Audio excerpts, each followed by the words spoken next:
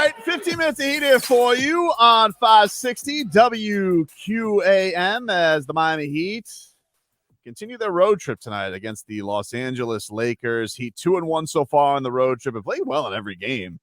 Really good, Leroy. So taking on a Lakers team that, you know, has bounced back after after LeBron's little pity party that he threw against, you know, it was, so sad.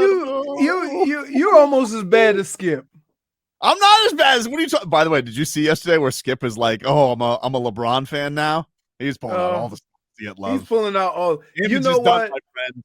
You dug yourself a hole, and now the person that is exposing you more than anybody is your co-host, who has more credibility than anybody you've ever done a show with. Yep. And now you're trying to backtrack. Wes Lammy has stopped by the studio, Leroy. We had Wes on last week, and he said he was bringing us rum cake.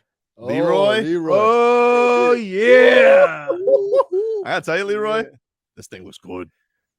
That thing looks good. Is that chocolate? Chocolate. Wow. All right. Yeah, I'm gonna save this for tomorrow when you're here or whenever you're coming. No. When are you in this week? No. Because of the school. Yeah. All right, we'll save it. Well, maybe I'll bring by. I don't know, but we gotta. This thing looks delicious, Wes. So where is this thing from? This is 305 Rum Cake. Is that the place? Yep, 305 Rum Cake. Actually, 305, the Miami era code. So Miami Rum Cake per se. But yeah. What is that logo? Special statue. That's a statue that's based in Haiti. So it's a Haitian rum cake, Haitian rum that's in the cake. I mean, there are no words, Leroy. We're gonna pause for the cause just for you. Yeah. Oh man, you know I like me some cake. I like.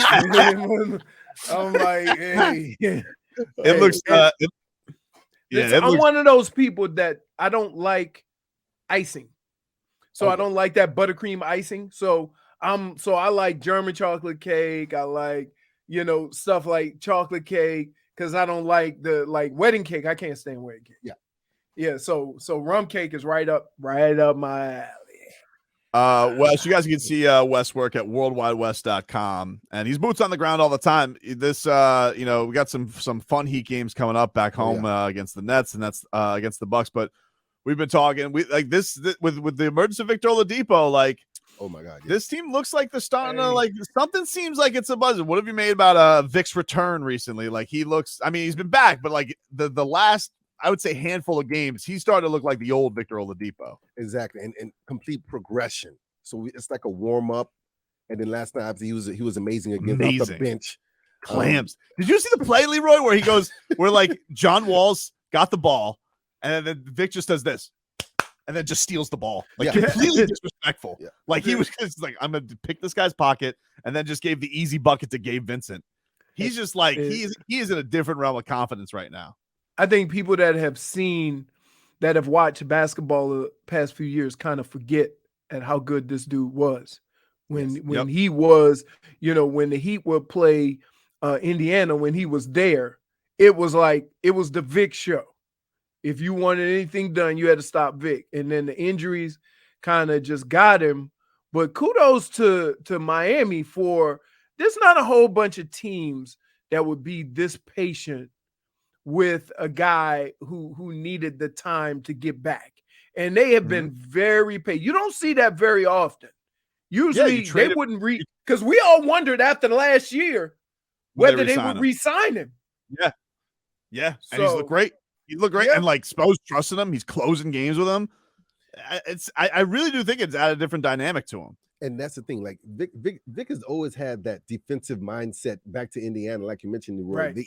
He fits right in. That's the Heat culture 101. Yep. Bring the defense, and we're glad to have you at the end of the day. And the other thing that's crazy about too is like him and Tyler have like this, like people always wondered about that chemistry with them, but they're like really tight too. So I think that like that helps with that dynamic of making it easy for him because there's going to be times where you think, all right, how are we going to start finding each other? What's that chemistry going to be like? But those guys built like such a rapport off the court that I feel like it's made it even more seamless now on the court this season. I mean, now there's been more time, obviously, but it feels, I don't know, Vic just feels like he fits in so much better now. Like it's not just forcing him down everybody's throat.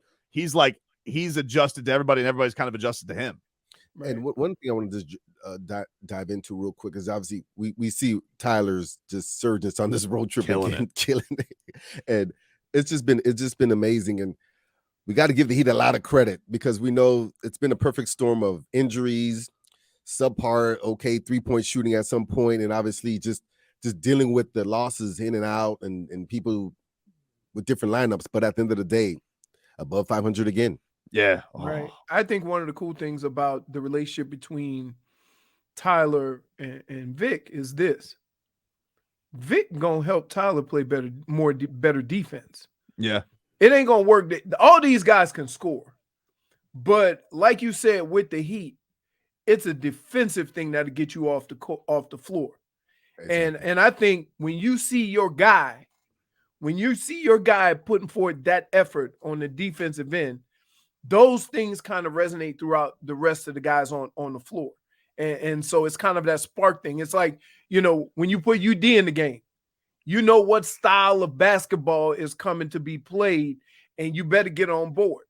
I think Vic has a little bit of that too, is that whenever he's on the floor, the defense just picks up with everybody. I think that's like my favorite thing. Like the amount of ground he can cover laterally is insane because it's not only like just the feet, like he's always in front of the guy. Like he can always just adjust himself to be a brick wall, no matter who he's defending, no matter what moves. And that was needed because this Heat team, like, Kyle, not the same standing in front of guys. Tyler, he's trying. But like they needed that up front. Like because like you've always said with Bam, it's like you can't always have Bam go out there on the perimeter and you're gonna get these mismatches in the paint. Having Vic is gonna change a lot of that. But you see, Bam's gotten more opportunities to score. Amen. Because he's not needed as much defensively because now you got other guys to help him on the defensive end. So his game is picked up on the offensive side. Yeah. Bam looks special, Wes. Like he looks like he's the run he's on right now. I mean, we're talking Bam. Yeah. Guys, it's not taken for granted. Every night, we know he brings his lunch pail, and last night was evident. Double, 31. Just amazing, Bam. He's killing it. And at the same time, he does need that help. We have to be able to just spread them out so we can just give opportunities to other players. Vic helps out, Tyler helps out, and then you see what happens when Bam is able to just capitalize and put up those amazing numbers from last night. Yeah, especially on the road. Yeah, on the road, huge. And then I think the thing I love most is him just attacking the boards. Like it's like right there. If there's a miss, one of his teammates has a miss, he's right there slamming it over everybody's head. And that's what it's like. The kind of bounce that he has. Yeah. I mean, always defending the best player, hands down. Bam is always defending the best player, hands down. You got three guys like that now. You got Bam, you got Jimmy, and now you got Vic. So when you talk about, hey, we need a defensive stop, and you put those three guys on the perimeter, and Bam can drop inside. I'm I'm feeling it. I'm feeling it. Because Vic is my guy.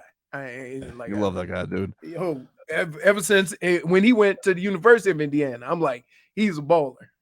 Oh yeah. Well, Wes, thanks for dropping this off, man. Thanks, Appreciate Wes. it. 305 rum cake. Check it on out, everybody there on YouTube and Twitch. It looks absolutely delicious. I'll give you another view right there.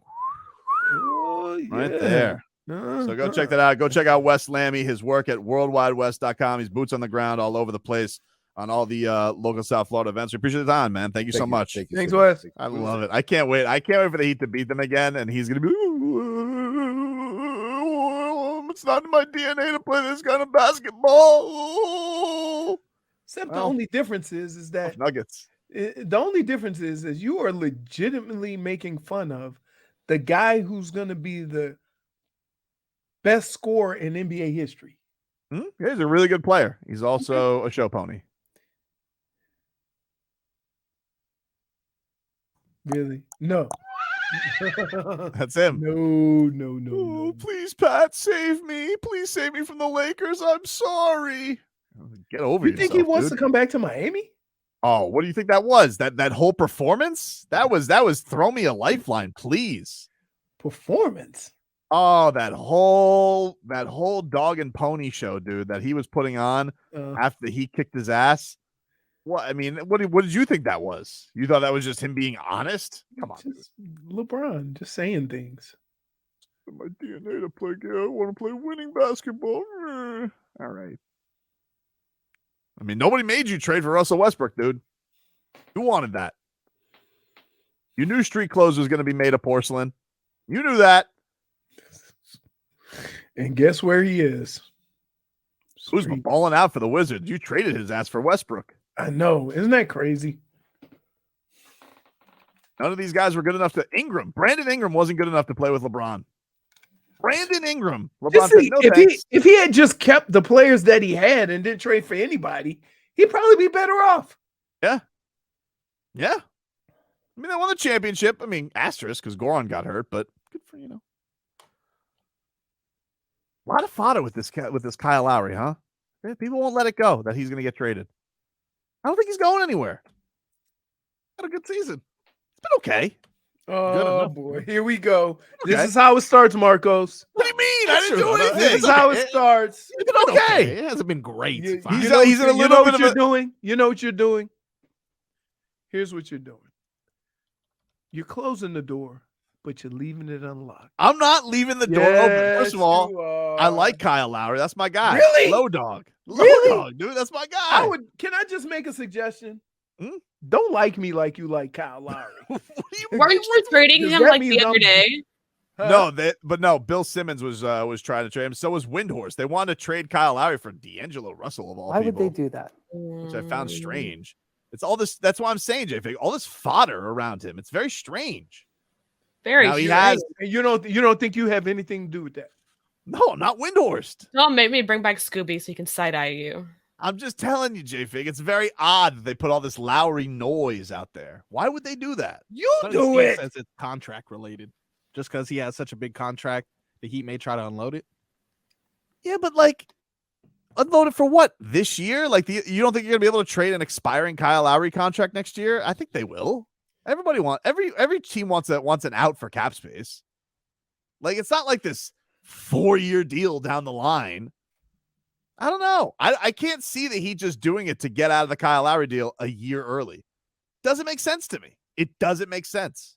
Why'd you trade him 17 times then? I didn't trade for him. The only thing I ever said was... You traded him 17 times. No. Can you get your facts straight? I thought we were going to bring this up. Okay.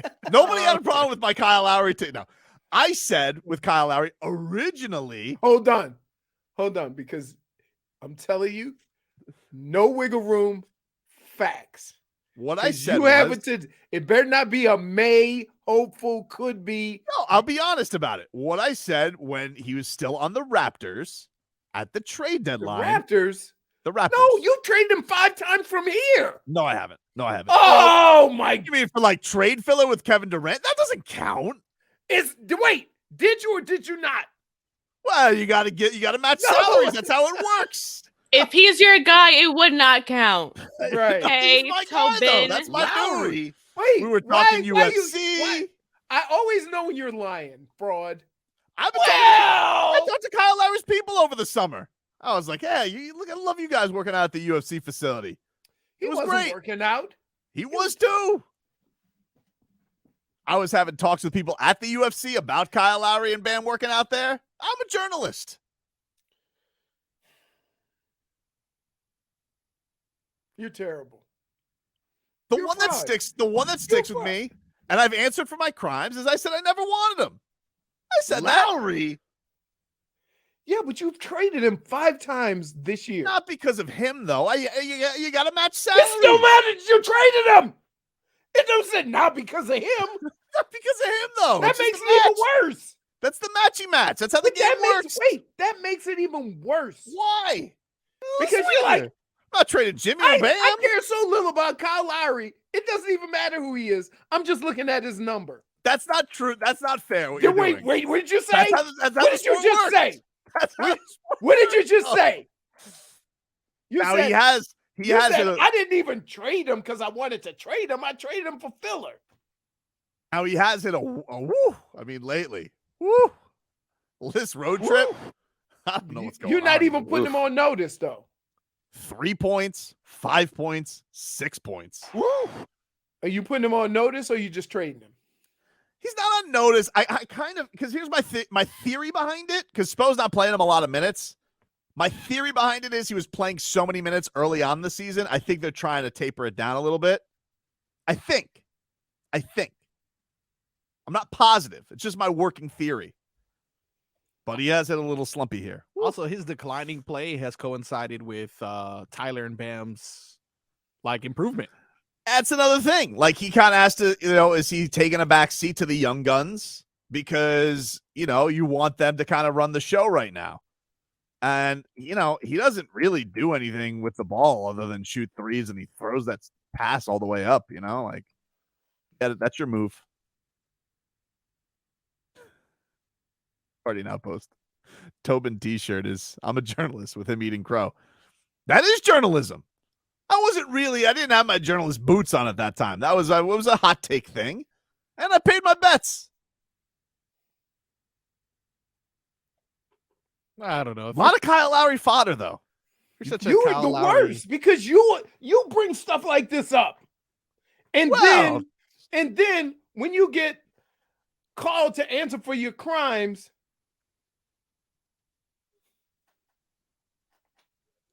I mean, he's missed some time. Look, now we go attack this man's season. I'm not attacking him. I'm just reviewing when nobody else was playing, guess who was playing 40 minutes a game? Kyle Lowry was. Okay. Now all of a sudden he's like, I'm not dogging him. I'm just saying it is what it is. Really? It's interesting. Okay. Missed 4 games. Not getting to the free throw line at all. Anything else you want to do to try to minimize what this man has done? 14 points in 3 games. Jesus. He's a point guard. Score some points. Put some more point in the guard.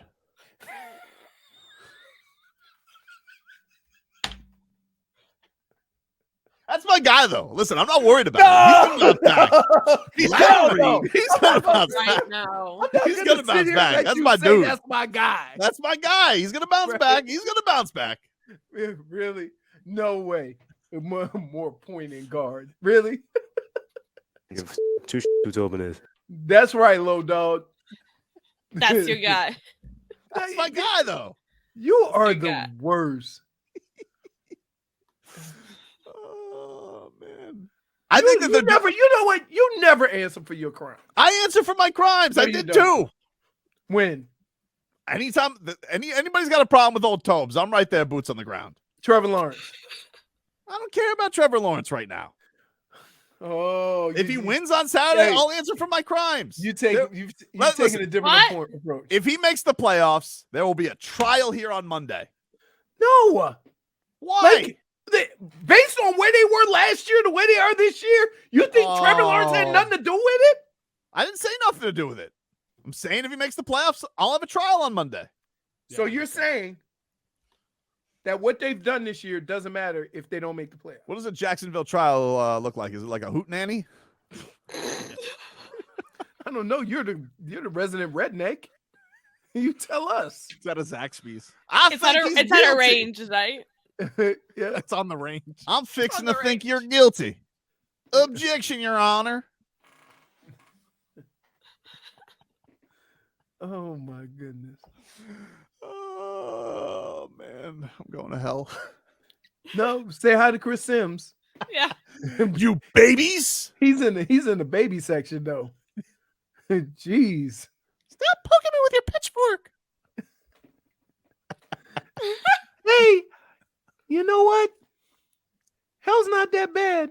I just wish they would cut the corners off my sandwiches.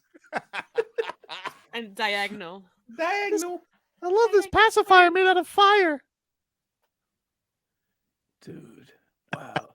He really lost his mind. You babies.